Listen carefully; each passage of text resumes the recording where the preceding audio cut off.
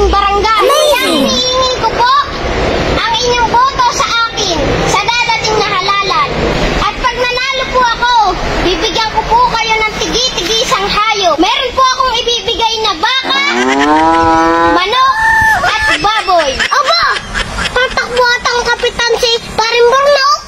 Mga kabarangay, ako po ay inyong susuportahan sa dadating na halalan. Akaasa ka, Paring Burnok, sa darating na butuhan. Lahat ng angkan ko, sa'yo bubuti.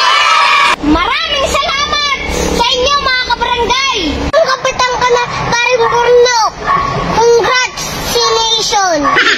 Salamat sa inyo, mga kabarangay, sa inyong pagboto sa aking bilang kapitan. Paring Burnok, nanalo ka na.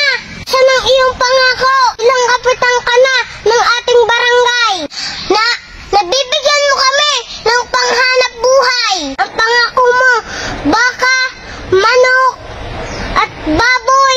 Walang problema, mga kabarangay, na meron akong sinabing isang salita. Nabibigyan ko kayo ng baka, baboy, at manok. Ngayon, nasa na yung baka, manok, at baboy? Paring Inan, pumili ka.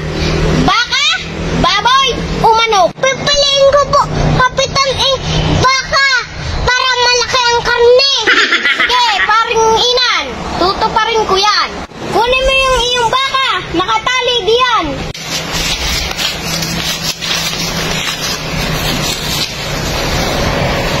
Aba, baka mabigat kong baka na rin.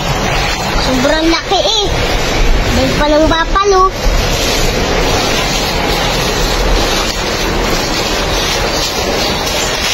Ayun, ang masarap na pagkain. Saktong-sakto, hindi na ako magugutom. Oh no! Yan, Paring Inan. Tamang-tama, mamaya may sinabon. Maraming salamat, kapitan. Parin po, kapitan, pangidib akong hayop. Pumili ka! Baka, baboy, o manok? Nalaang para ako may pantinula. Walang problema. Kunin mo naman ng manok, nakatali.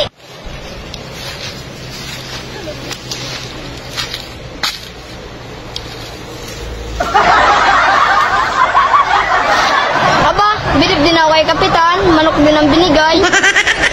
Yan, may tinula.